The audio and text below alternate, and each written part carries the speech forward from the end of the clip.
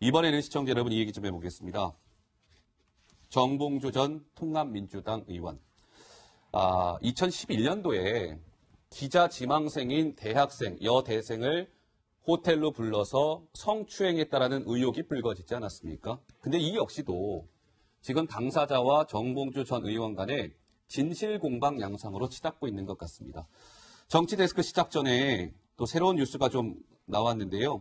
강 기자, 역시 진실공방으로 지금 당사자들이 부딪히고 있네요? 네, 그렇습니다. 일부 언론에서 이제 피해자라면서 이제 폭로가 나왔잖아요. 그것에 대한 이제 반박이 좀 나온 건데, 정봉주 전 의원이 입장문을 통해서 기자들에게 배포한 내용은요. 일단 아예 그런 성추행이 벌어졌다는 호텔에 간 적이 없다라는 그런 내용이거든요. 그래서 호텔에서 A씨를 만난 적도 없는데 그 이유를 소상하게 밝혔습니다. 본인은 이제 수감되기 전에 검찰에 한 번 더 출석을 해야 됐고, 그리고 팟캐스트 녹음도 있었고, 특히 그 시절에 그 당시에 어머니가 병으로 쓰러진 적이 있었기 때문에 병원에 가느냐고 호텔에 들릴 여유가 전혀 없었다. 지금 보시는 이 알리바이가 23일에 그 모든 일정들이 적혀 있는데, 이런 일정을 이유로 그때 당시에 호텔에 간 적이 없다라고 했고요. 그것에 대해서 이제 피해자라고 주장하는 A씨 또다시 반박에 나섰습니다.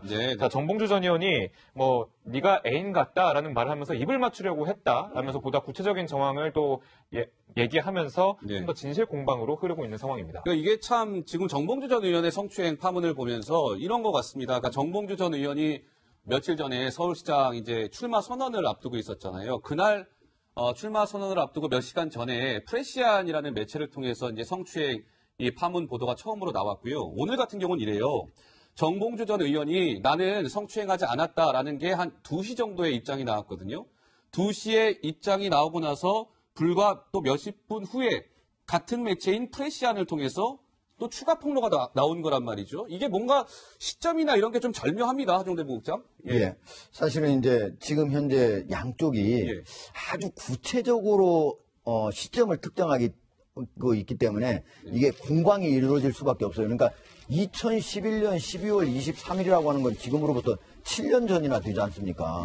그 시간대에 그리고 또 이제 사실은 그 A씨 피해자가 자기 남자친구한테 보낸 메일을 보면은 정봉주 씨가 구속된 출두해가지고 구속된 날짜가 12월 26일이거든요. 근데 거기에는 25일로 돼 있거든요. 그러니까 사실 사람의 기억이라고 하는 것이 그렇게 정확히 안 맞을 수가 완전히 맞기는 쉽지 않아요. 그것도 한참 전의 기억이라. 그래서 사실은 상대가 아주 구체적으로 폭로하면 폭로할수록 방어하기는 더 쉬워진다. 그렇기 때문에 이거는 지금 사실 렉싱턴 호텔에 거기에 여의도에 있는 7년 전에 그 CCTV 남아 있겠습니까? 제가 보기엔 안 남아 있을 거라고 생각합니다. 그렇기 때문에 이거는 검찰에서 여러 가지 정황을 다 조사해야만 양쪽의 공방으로 이루어지고 있는 이 누가 진실을 진짜로 얘기를 하고 있는가 이거를 파악을 할 수 있다고 봅니다. 아까 그 사건 당일 정봉주의 알리바이 그래픽 한 번만 다시 주세요.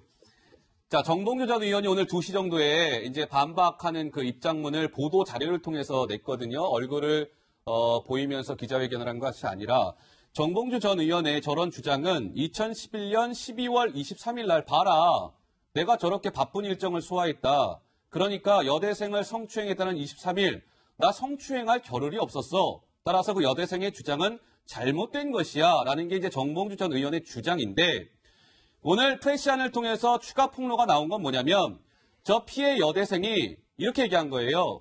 저 12월 23일이 아니라 내가 좀 오래된 일이라 잠시 착각한 것 같은데 12월 23일이 아니고 12월 24일 그러니까 하루 정도 뒤죠. 24일 날 크리스마스 이브 때 내가 성추행을 당한 것이다. 이렇게 추가 폭로를 한 것이죠. 그렇다 보니까 이게 뭔가 진실 공방이 더 점입가경으로 흘러가는 것 아닌가 싶은 생각이 들어요, 강 기자? 예, 그렇습니다. 그리고 프레시안을 통해서 이제 친구라고 하는 그런 사람의 새로운 폭로도 좀 나왔는데요. 이렇게 얘기를 했습니다.